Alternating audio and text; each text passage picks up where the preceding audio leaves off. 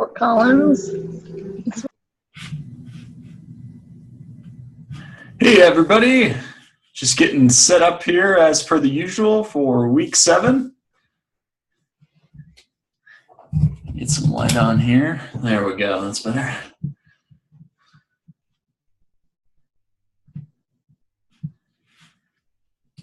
How's everybody doing today? We are already at week 7, which is totally crazy. Hopefully time has been flying by as fast for you as it has for me in a good way.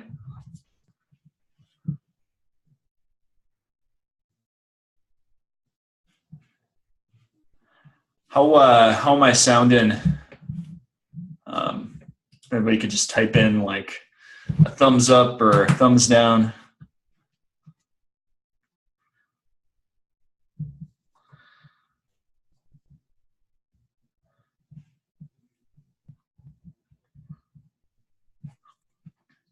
Loud and clear. All right, good. Thank you, Chris, Jennifer, and Trox. You're awesome. It looks like Anthony is here too. Sorry about that. My computer took extra long to connect to the internet today. No worries. You got to get rid of that dial-up, Anthony. Yeah, the AOL. Okay, so we are at about the class time, so might as well jump right into this. It's week 7 already. This is kind of a dedicated, I guess, open class to just really cover any topic that you want to talk about or something that's holding you up. A couple of things, though, that we want to talk about for next week, especially because that'll be the last week, and that'll be the week that we go over the business plans that you guys have hopefully been putting together. And if you're a little bit behind on those, like, that's totally understandable and fine. We're not expecting everybody to be 100% done with them. But whatever you have and that you have questions on, definitely email those to Anthony, because we'll kind of go over the submissions as a group next week and basically review those, provide feedback, and then that'll basically help everybody that's in this class get a better understanding of like what maybe issues or gaps that people have in their existing plan, whether it's maybe not having enough ideas about where they plan to vend, or maybe they don't have they have questions about their numbers or certain things just don't make sense. But basically I would say if anything that you have done out even in the next few days, if you could send those to Anthony for review, just because if you send them like 5 minutes before the class, you won't have too much time to actually take a look at them and really dive into them and review them. So a few days advance would be awesome. Even if it's a day in advance, that's going to be super, super helpful. Now, I definitely understand if, like we said before, if you don't have a full business plan done by now. But another alternative too that can work well is just putting together like a little bit of a pitch deck. So that's basically just a little PowerPoint deck that you can put together. I just popped in a link to the module on the membership site that kind of shows you how to do that. And in there we've got templates that you can use, and it just kind of makes it a lot easier to just basically fill out and get at least your basic thoughts down on paper for what your main plan is without having to spend a ton of time on it. So if you don't get around to that, I would say at least get around to just kind of filling out really quick the pitch deck that we have, send it over to Anthony, and then we can kind of go from there. Anthony, I guess, did you have anything that you wanted to add with that? And can you toss down your email address too? That way folks can mail those to you too when you get a chance. Yeah, so in the past, I'll just say having a completed business plan is not a huge deal. Just because in the past, when reviewing these things, I'm mostly just looking at like what you have and where I can help fill the gaps essentially. So, I mean, obviously, like if you have only one identified trait of your business, I might not be able to be too helpful. But, we're talking about stuff like, where do you expect to get most of your money? How can you like redefine your financials or define them? Where can you find funding sources? What have you found so far? And then what other places can I help point you in the right direction with? So it's not crucial that you have the entire business plan written or even like half of it, but if you have some ideas that you can at least ask questions about, and then we can go from there. And the one other thing too that I would say when emailing Anthony, just let him know too, like if you mind if your name or your future business name is mentioned in the class next week. If you don't want your name mentioned or associated with the plan, that's totally fine. We'll just kind of say it's an anonymous person and it's no big deal. So if you have any reservations like that, just make sure to call that out and we won't say anything. Yeah, for sure. But I think that pretty much covers for next week. If you haven't already, I would definitely say too, check out the class from last week if you happen to miss it. I know there were quite a few people that missed it last week for obvious reasons with like voting and just a lot of other stuff going on in the world that time. But definitely check out last week's, and the recording is up in the community area too, because I think it was really, really awesome and really helpful too. And I would definitely recommend I know a lot of the same people here that were here last week, but definitely reach out to Natasha too, because she's more than willing to help and an awesome resource, obviously. Yeah, for sure. Speaking of Natasha, one of the things that we talked a little bit about last week that I kind of wanted to rehash was Natasha was talking about one of her keys of success, which was kind of steering away from the breweries and going with like the food truck park. And the food truck park was like vital to her success. And you'll find that in your local area, the things that are vital to your success would be different than my successes. They're different from her successes. So one of the things, like we talked a lot in this class about finding a brewery, mostly because of the advantage that they don't have a kitchen. So it's kind of like ready-made to do that. And one thing that Natasha mentioned was like certain days of the week are better than other days of the week for certain vending services. So like usually events happen on Saturdays, sometimes Sundays, maybe Friday nights. But some of your more regular gigs might also happen on a Saturday. So you'll have to kind of identify what's the best thing for you in that moment. And these are the decisions that you're going to make while vending that will determine if you're going to be a big success or maybe not as successful. And that's kind of just like a gamble that you're going to deal with on a daily basis as a food truck owner. Oh, sorry about the coughing. So you'll just have to keep looking around at all these other things. I mean, obviously, like we've talked a little bit about catering, and we've talked about, how can you gather catering gigs? How much money can you expect to bring in? One of the keys that I found is trying to get those catering gigs on Monday, Tuesday, Wednesday nights when your normal dinner traffic might not be so good.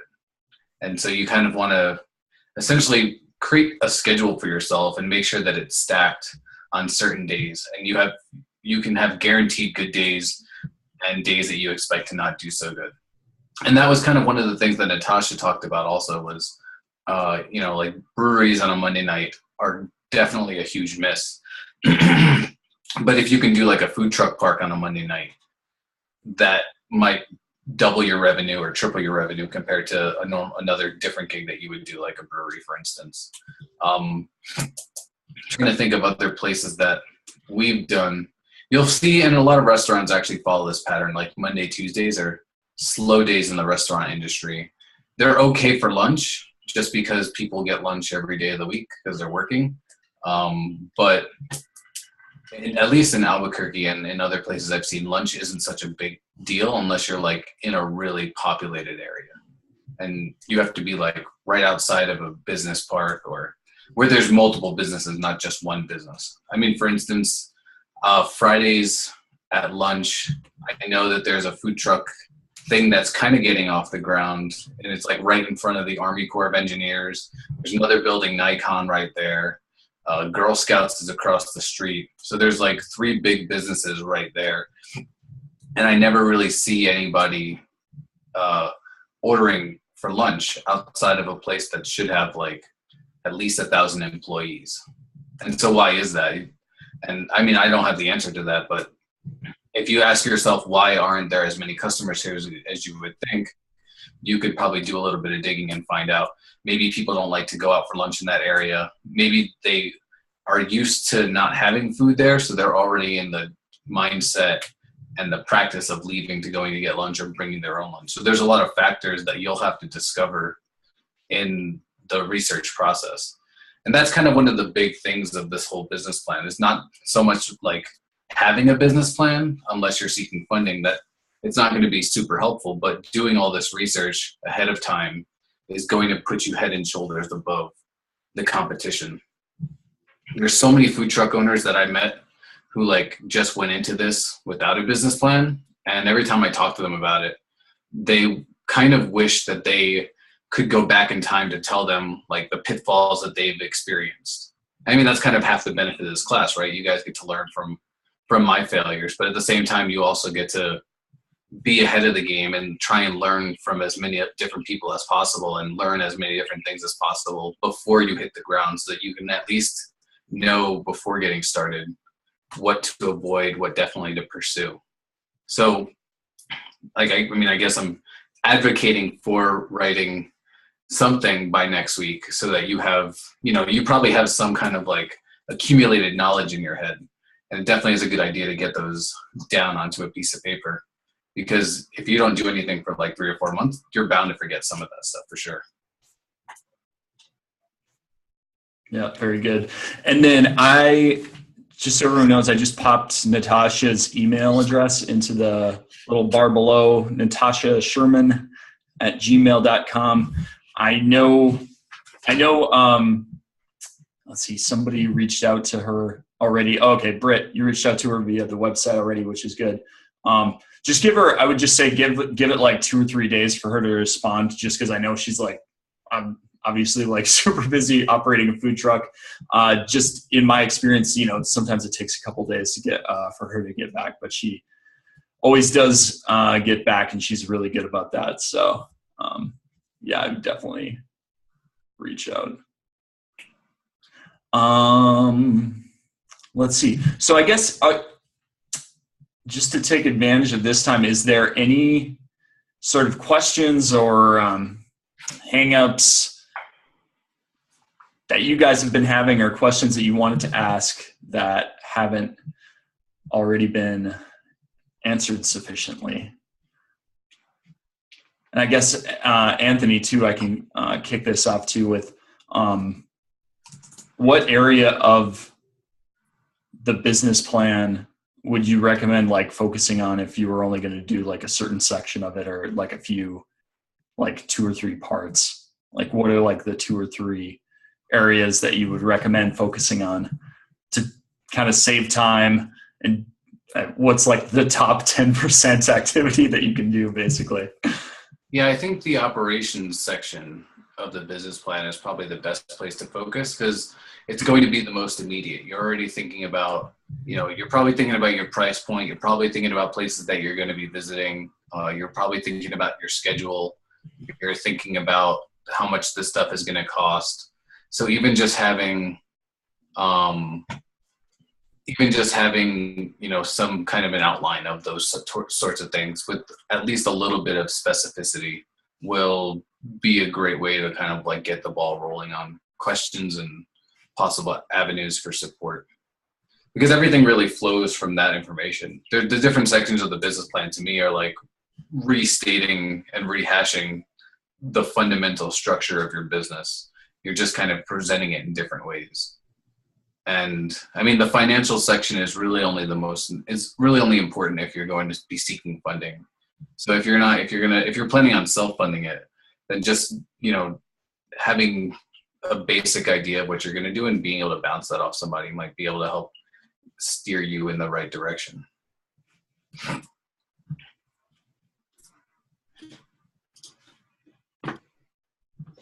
Anthony, do you remember what part the of the, I guess, the internal class area that the business plan is? The like exact copy of the one that you put together? Yeah, the business plan and the financials should all be in week one's materials. Okay, week one. Gotcha. I think literally it's called week one materials.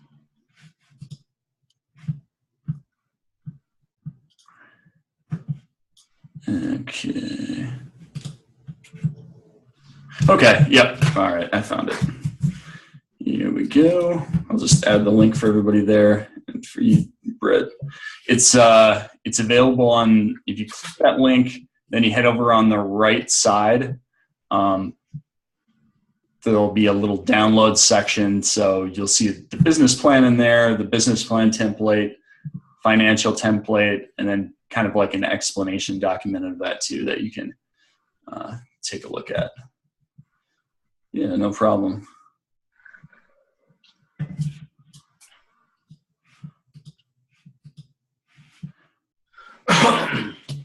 I guess I would just, okay, so here's one question from Chris. Other than the cost of your truck, how much more startup money do you suggest having beyond that? So like if the truck costs $50,000, how much would you suggest?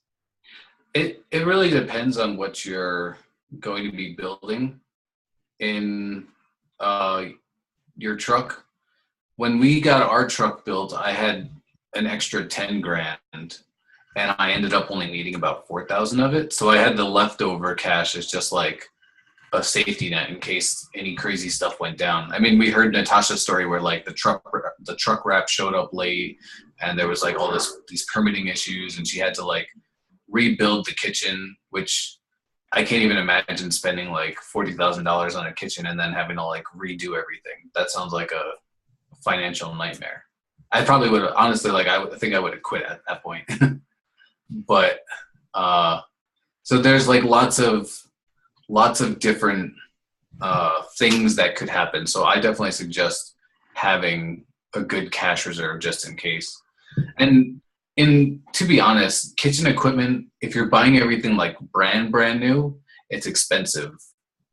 But if you buy it used, the depreciation on that stuff is kind of considerable. So like I remember looking at kitchen equipment, like used good quality, but used like fridges and reach-ins and all that stuff was like on the order of like normal household appliance cost, so like $1,000 a piece. So if you had like 10 grand extra and you needed like a new stove, you would get by. But I definitely suggest having extra cash on hand. So like I said, for us, it was 10 grand and we only needed 4, and we had to buy the propane setup and what was the other thing? Oh, and the generator. And then there was parts of the kitchen that we actually ended up taking off the truck that we probably could have sold for extra cash, but we thought we might keep it just in case.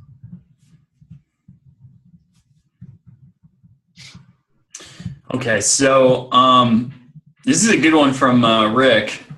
Curious about establishing legitimacy of an online and social media perspective. Seems like there's so many vendors that have Facebook visibility and a Gmail email address. And from a consumer's perspective, trying to figure out what the menu is sometimes, where they're going to be is super challenging. I think this is a really good question. I guess, Anthony, kind of, what are your thoughts on like the social media presence? And then I can kind of. It's really important to certain people.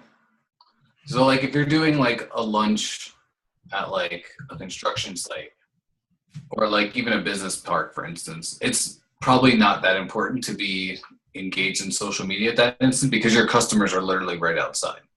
Like you're tweeting your presence isn't going to make them come out of their building. Like you have to be kind of more hands on the ground. You have to like probably flyer the building or at least like get somebody at the front desk to make an announcement to the building. But if you're doing stuff like in a very social way. So for instance, if you're doing food truck parks and like your entire business is like going from like one very public venue to another very public venue, then you kind of need to hit the ground on social media. And it also depends on your city environment and like the people that you're trying to attract to your truck. Like for instance, Albuquerque isn't a very social media city. So our whole thing when we started was like, we're going to kill it on social media. And just by like really hitting social media hard, we were going to get a lot of following. But no matter how much effort we put into it, we weren't noticing a change in sales on the truck. And so we kind of started spending less time on social media. And we weren't like ignoring it, but we started spending less and less time on it.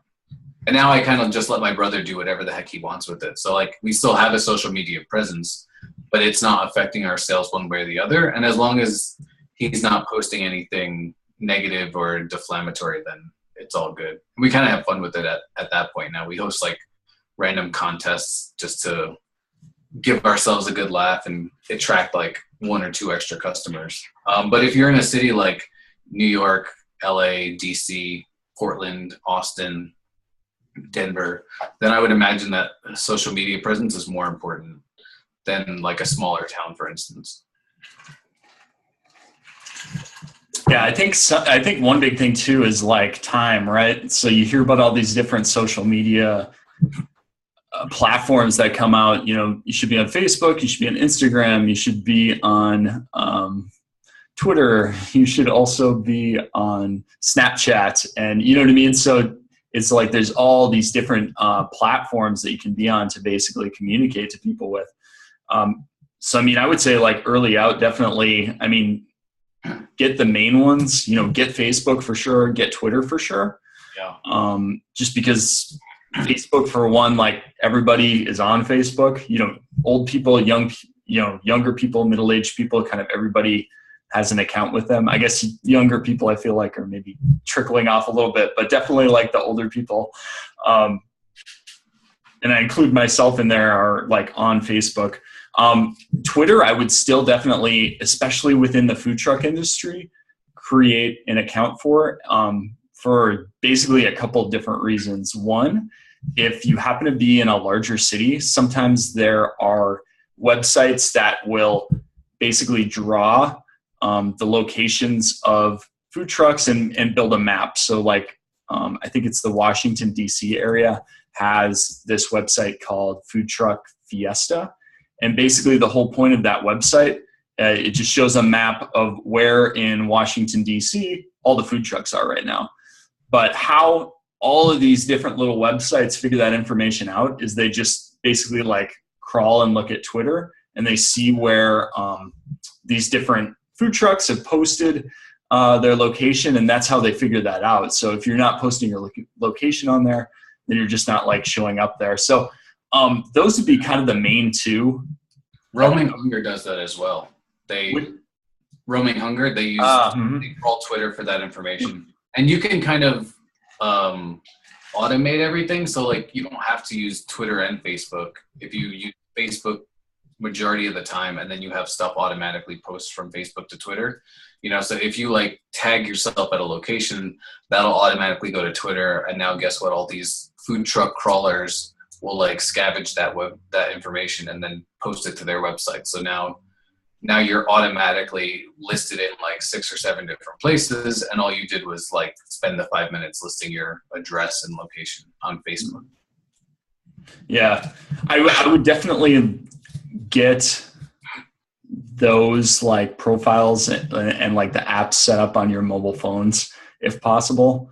That way, you know, if time is a little bit slow when you're on the truck, or you know what I mean, you're all set up, you're waiting for customers to come still, then you can kind of take care of that aspect of your business during, you know, kind of your downtime, so you don't have to go home, you know, crack open the laptop then and start doing a bunch of social media stuff.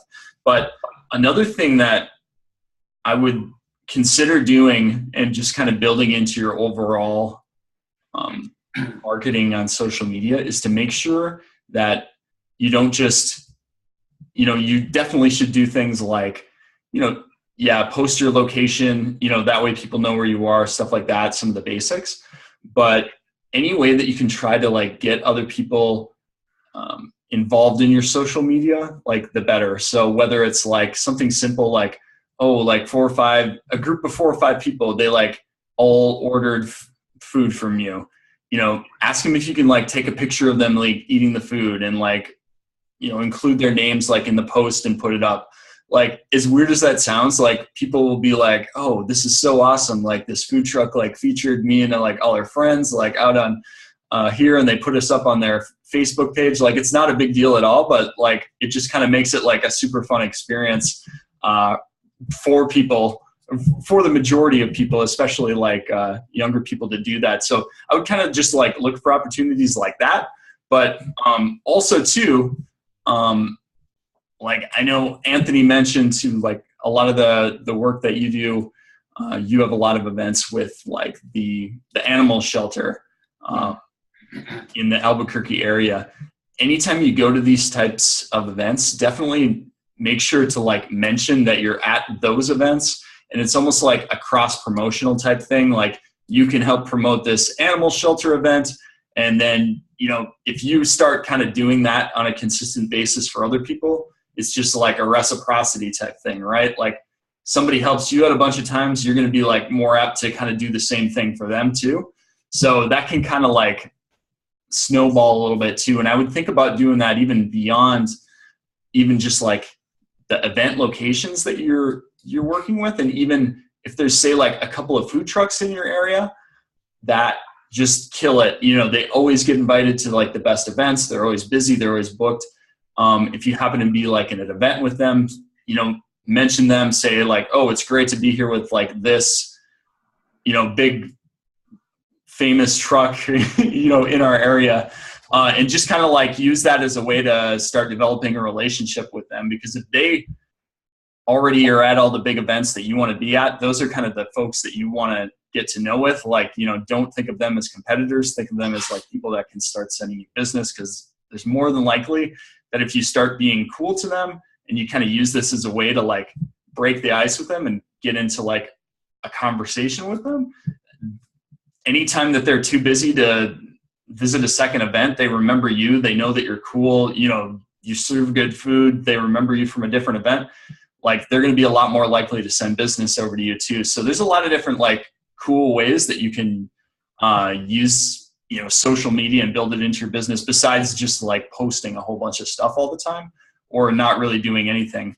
And I think just kind of keeping it simple and doing those two things, you'll be like leaps and bounds ahead of the majority of folks in your area. Just if you literally just did those two couple of things.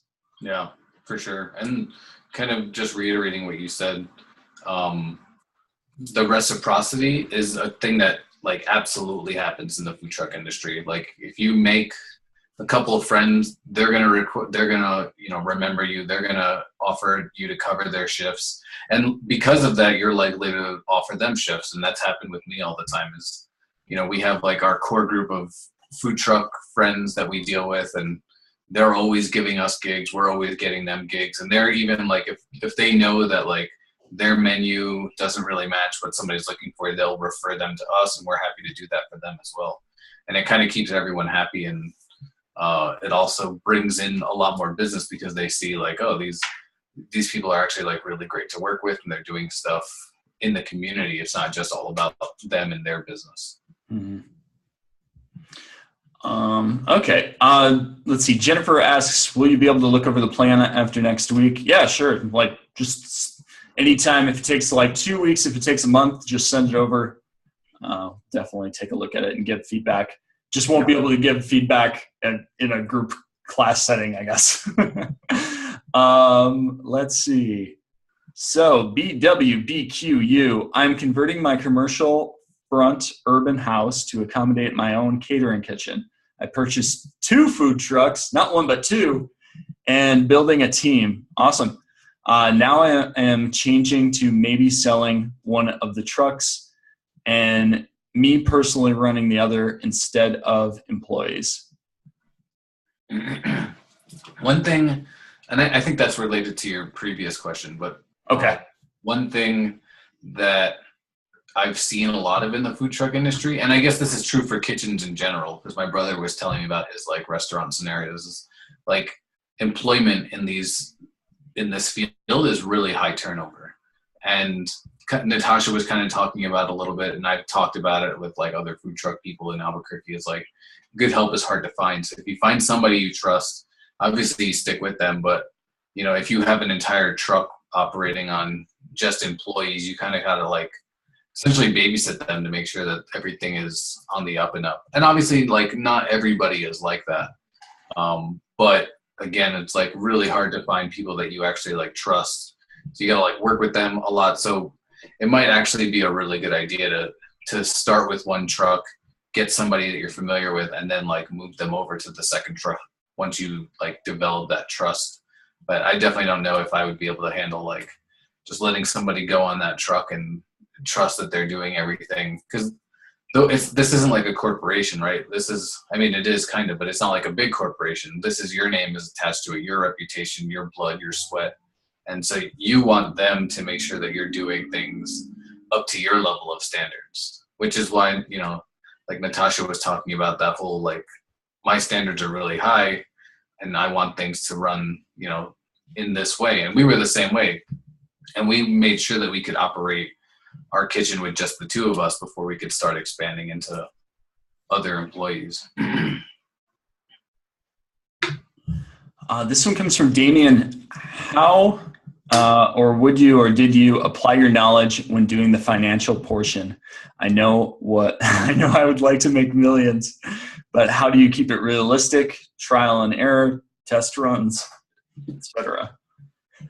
I guess, yeah, in as short as possible, I would say you basically list out your expenses first, and then you try and play with the numbers until you can like show profit without it being like over the top.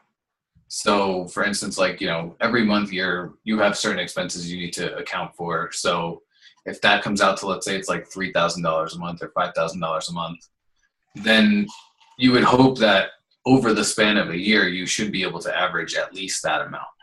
So figure out what number of sales you need to hit in order to get that, and then ask yourself, is that a realistic number of sales per day? So if you're seeing that you need 1,000 sales a day to be able to hit your bottom line, then there might be a big problem there. Maybe the math is wrong, or maybe, you know, you have to change your prices so that you can actually do it in a smaller volume, because there's very few food trucks that can actually fit 1,000 sales worth of stuff on the food truck. So these are the kinds of questions that you have to ask. So start from there, like start with your expenses, and then look at the number of sales you need to hit that, and then ask yourself, is that realistic? If your realistic, you know, expectations are like in the realm of like 100-200 sales, then you're probably looking really good. If it's in like the 500,000 sales a day, then you're like, this is getting to be kind of ridiculous. I don't even know how I can hit 1,000 sales starting in, you know, month one. That might be really challenging. So you have to kind of reevaluate everything, and it is kind of like a cyclical process, because after all, this literally is a guess. You don't really know how many sales you're going to do until you start selling. You don't really know what your expenses are going to be until you start buying stuff and you need to pay it on a monthly basis. So you just kind of want to like use the knowledge that you have available to you now, and then, you know, put that into your spreadsheet. And of course, when you're talking to somebody about this, you make it very abundantly clear that like these are our guesses. These are the assumptions that I'm making here, and this is where I got these numbers from. So you want to be really transparent in that.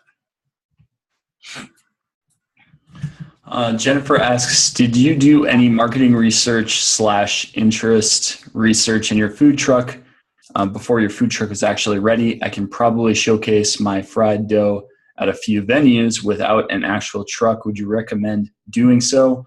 Obviously, I don't have a truck yet, and Gainesville really is not truck friendly. We did do a lot of market research. First, we did, let me think. Before we even did the food truck itself, when we were still writing the business plan, we went to a food truck park and we surveyed like literally everybody that was there. I think there was like 100 guests that day. So we like brought literally a 2-minute survey to everybody and had them fill it out. We did the numbers later. We asked them very basic questions like, would you eat this kind of food? And at that time we were like offering like gourmet peanut butter and jelly sandwiches. We did like a sample menu item. It was like, would you eat this sandwich at this price point? And then we had like a list of 3 different price points. And we basically asked them to check off how much they would pay for that. And then we asked them like the frequency of how many times they visited a food truck, just so we can kind of see if customers repeat or if this is like the first time that they've ever been. And if they go more than once a week, or maybe they know of food trucks and they come back every once in a while. So we did that. We also did like private dinners for people that were interested in our concept, and we wanted to like, basically they were friends of ours, but friends that we trusted to give us honest opinions. So we gave them like private dinners. We had them taste like sample menu items. And then the third thing we did was exactly as you described. I talked about this a long time ago. We did like this thing called the Chocolate and Coffee Fest, and we had a booth there. We actually didn't have to have our truck for the event. So the permitting was actually way easier than actually getting the business going. But we just did, we did our signature side item. We did like a sandwich that was like made specially for the event. And then we also kind of made like nut butters that we sold at the event. So we gave people lots of samples of all of the menu items so they can try it. And then we also offered the option for people to buy it. So this event itself was like a marketing gig in itself. And the fact that we actually made a profit at that event was kind of a surprise, a good one, because we didn't go with the intention of like selling stuff to make money. It was literally all about just getting the word out about us. And it turned out that it was a really good event because we had this sign up sheet. We got like 100 or 200 different emails from it. And like I said, we made a profit on the event, even though that wasn't our expectation. And we got a lot of good information out there. Not only that, but in promotion for the event itself, we were able to get on the radio and do like a 5-minute segment about our food and the stuff that we were doing and talking about the event itself. So that was like a double promotion. Chris pointed out too, this is kind of following up on making sure that you're on Twitter, and there's these different websites that kind of aggregate for you. Chicago Food Truck Finder. So there's one in there. Looks like they do basically the same thing. So yeah, I mean, I would definitely check out, if you're planning to operate in like a medium to largish city, it's more than likely that there's some type of a website in your area that's like doing this sort of thing. Sometimes I know that you do have to, and it's a little bit different from website to website, which kind of makes it tough. But I know sometimes you've got to basically send them an email and say, hey, here's, my Twitter address. Make sure to, look at my Twitter account to make sure that you get my updates. So you might have to do some setup with that. But yeah, thanks for sharing that. Because I know there's a ton of these out there. If you live in a smaller town, though, it's probably not going to be in your area. I bet a lot of you can get creative too with how you advertise, like where you are. For instance, Roaming Hunger, when we first started the truck, Roaming Hunger wasn't really like in Albuquerque yet. And it wasn't until like a couple months in that it started promoting locations of trucks in New Mexico. So the food truck group that was in Albuquerque was promoting everybody's locations. And I bet like if you're even in a smaller city and maybe there's not a huge food truck group with a big following, I bet you can even extend that to like the local business organization and get them to promote you. Because there's got to be, a lot of cities have these kinds of like support mechanisms, not just for a specific business group, but for businesses in general. So you just kind of like got to get out there and figure out ways to get your name out there. And a little bit of creativity goes a really, really long way. Yeah, for sure. Actually, that's a good idea from Chris. On the social media side, if you do, some food trucks are doing like coupons where like they'll offer a free sandwich or some sort of side dish, or maybe like a drink if you like tweet out their picture or add them on Instagram. Or, if you want to save some money, maybe just enter them into, like us on Facebook. We'll enter you in a drawing this week for a free sandwich if you want to kind of like cut the marketing expenses. So all of that is definitely a good idea. Chris also mentions too, the hardest part of the business plan that he's putting together is figuring out what the expenses are. If you had any ideas for figuring out, food costs, fuel costs, all those kind of big costs that come up. I'll say, Chris, if you can like follow up with specific issue that you're having, that'd be helpful. And we can obviously talk more about this next week, but I'll say like, if you're thinking of your food costs, let's say like you buy like a big turkey breast. This was like the biggest thing for us was like, how many sandwiches can we get out of like a turkey breast? And like, how many sandwiches can we get? I mean, you buy like a loaf of bread, for instance, or maybe a pack of rolls, that there's like 12 portions in there, but like a turkey breast, how many portions do you know like goes into this? You kind of have to like figure out what your serving size is. So like, you're actually going to have to like buy some turkey, weigh it out, and then like see, okay, is that enough for what I want to serve here? And with the garnish and all that, does that add up to like a really quality thing? And then once you get the weight down, then you can kind of portion it out. So we were buying these like 4-pound turkey breasts from Costco. And we learned pretty quickly that on average, if we were always buying around the same size breast, we could get 13 portions out of that one breast. And the first time we did it, we lowballed it. We were just like, okay, let's assume that it's 10 portions. And then we did the costing based on that. But we were able to figure out eventually, within like 2 weeks or so, that we were able to get 13 portions out of this. The brie that we're buying, we can stretch it to get 13 portions out of it. So we want like, for every piece of brie, we're also going through an equal amount of turkey.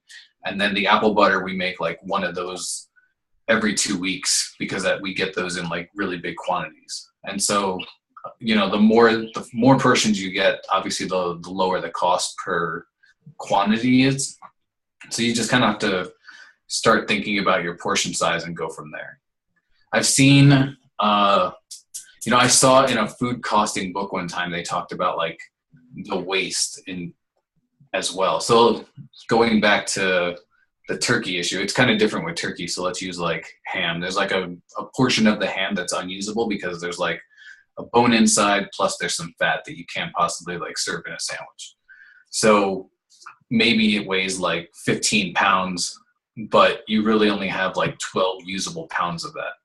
So you still want, even though you only have 12 pounds and you've just lost 3 pounds, you still want to say, okay, how many portions can I get out of this? And then divide the cost by the portions that you have or that you will be able to get out of it. So that's kind of like one place to get started. And then just try and make sure that you can match up how much you're buying from one ingredient with how much you're buying from another ingredient. And that'll help you figure out the cost. So like I said, with the turkey, it was like we were able to use 1 wheel of brie in conjunction with 1 turkey breast for 13 sandwiches. And maybe it doesn't always work out that way, but you can probably figure out like, okay, in this instance, I have, 3 heads of lettuce with, 2 chicken breasts, and I'm paying such and such for each of these pieces. So now how many portions can I get? And then you just go with the math from there. So I'll let you think about that for a little while, and then we can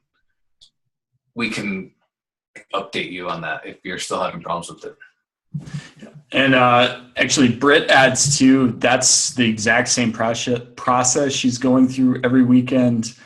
I make my Cornish pasties and how much each will cost and play around with the store-bought crust versus homemade, different cuts of meat that make a lower cost but not lower taste, and just trying to find that happy medium, I guess, for everything, which is awesome.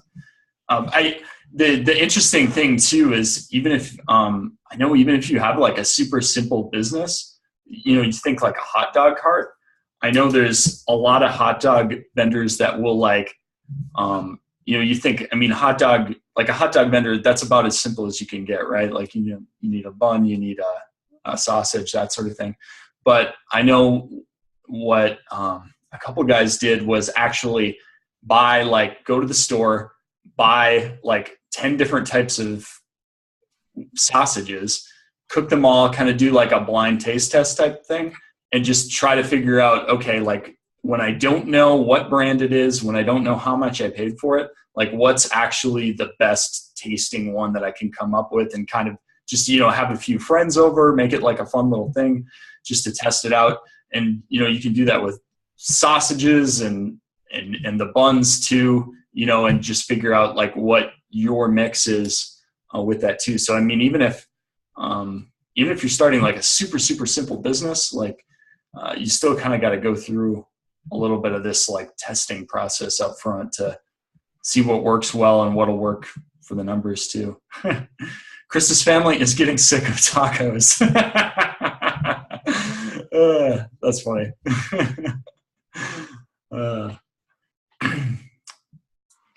Must be doing a bit there already. You must be doing a bit of testing already, Chris. So it sounds like you're on the right track. And kind of like Britt says, I was using the Brie as an example, and it just reminded me of this story. We were in a pinch. We do our shopping in multiple places. And so sometimes we like just can't get to Costco. So we'll buy like our Brie from Shamrock.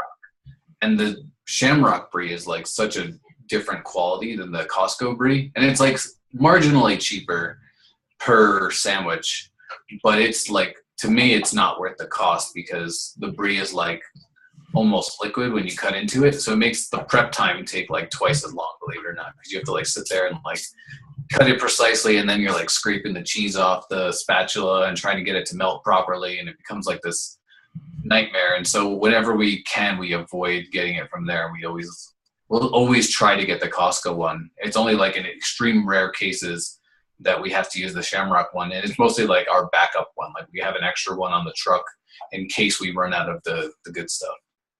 So you kind of have to like play this game of like, what's the best quality that you're willing to provide for the lowest costs? And then maybe you can get that same product from somewhere else. So like Natasha was telling stories last week of, can she get the same quality of materials from other places? And she told this story of essentially cutting out the middleman, because she went from like, I forget maybe it was Shamrock she was talking about. She instead of going to Shamrock, she went to the butcher who did the stuff and was able to give her like a much better price.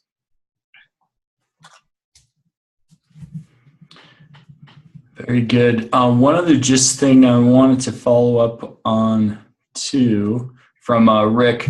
I think this has to do with social media still, and like websites. And I think basically getting your own like website address. And then using that website address against a Gmail, versus a Gmail account. I totally agree. I think if, you're able to get a domain name, so it's, at foodtruckempire.com, for example, Brett at foodtruckempire.com versus Brett at gmail.com, or your business name at gmail.com. I agree that will make you look a little bit more professional. And I mean, getting a domain name at GoDaddy now is super, super cheap, and you get email with it. I think, you can get a .com for like $15 a year, something like that. It's usually cheaper than that. You get a coupon or something. Yeah. Pay for it a few years in advance, and you'll get a little bit more of a discount even. I always advocate. A lot of these websites will charge you like kind of in bulk. So you pay for the year essentially. But if you can pay for as many years as possible, you'll get the cheapest rate. So like when we first got our domain name, we paid like $10 for the domain name. And then when we bought the server, it was like we paid for like 4 years, and we got it for like $3 a year instead of paying for it for 1 year. And the cost difference was like $50 essentially for 1 year versus 4 years. So it was like a no-brainer. So I definitely advocate getting like your own domain name, going with the .com, and then just paying for the hosting, because it's not that big of a cost compared to like running the truck. It essentially works itself out to on the order of like $10 a month for everything. Yeah. I mean, it's definitely better that way. I mean, it's not like a make or break thing. Obviously, to your point, Rick, I mean, there's tons of caterers that use Gmail accounts and they do just fine. But I agree. If you want to up your professionalism a little bit, that's definitely a way to do it. Let's see. Jennifer mentions our public commercial kitchen has been bought and not offered to the public anymore. Oh, that sucks. I've called into a few places to see if I can use it. If I purchase the dough, sauce, prepackaged cheese, do I need a commercial kitchen for anything? That totally depends on your local health department. So, I mean, when we first got started, we used the commercial kitchen, and now we don't. We still have a commercial kitchen because it's required by our health department. We get inspected at the kitchen. Like, they inspect the kitchen, they inspect our truck. But we do all of our prep now on our truck because we've gotten into the flow. We have the efficiency down.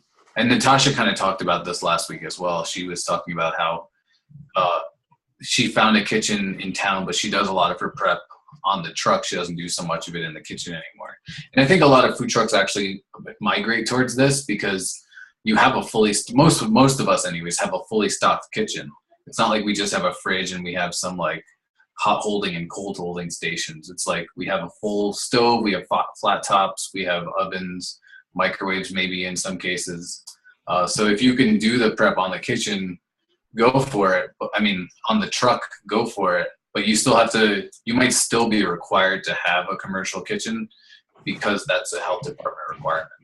And some cities have this rule and some cities don't. It really is kind of just like the luck of the draw in that case.